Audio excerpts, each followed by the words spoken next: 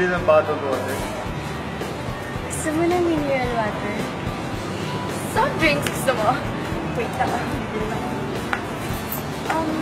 Meron ako dito mineral water. Ito na lang, Troy, ah. Hi, I'm Scarlett. Friend ko nga pala sila. Siya nga pala si... Eliza. Hi, I'm Eliza. Hi, Troy nga pala. So, close ba kayo? Oo. Kaso, di ko naman sila masyadong ka-close. Actually, gusto ko sila maging ka-close.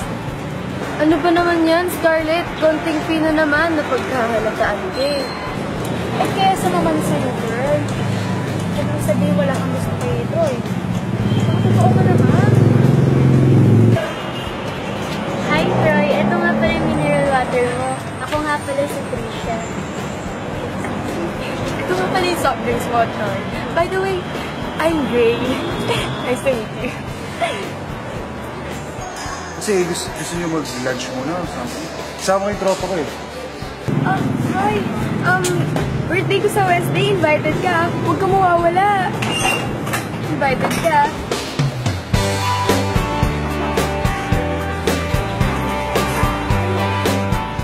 Wow, graduation na natin next month.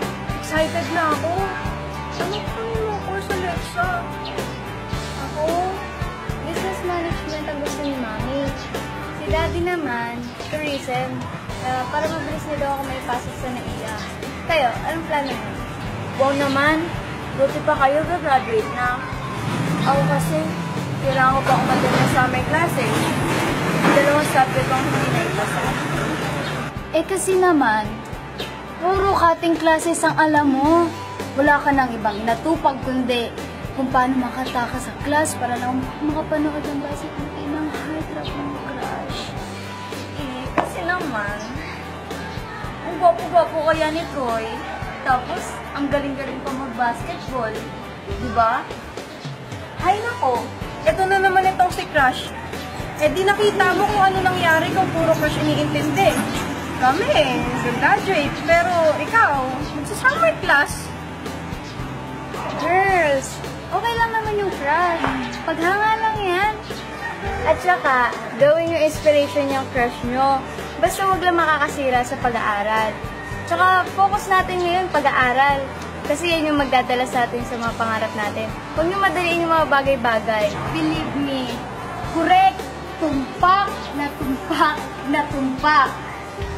Sige, don't worry. Ako na bahala. Si Sophie, anong gusto mong soft drink? Kahit ano. Basta sagot mo, ah. Sige. Ako, Koshia, or Shaba. Bola-bola gusto ko. Mints or chewing gum? Bala ka. Basta libre mo, ah. Tara? Tara.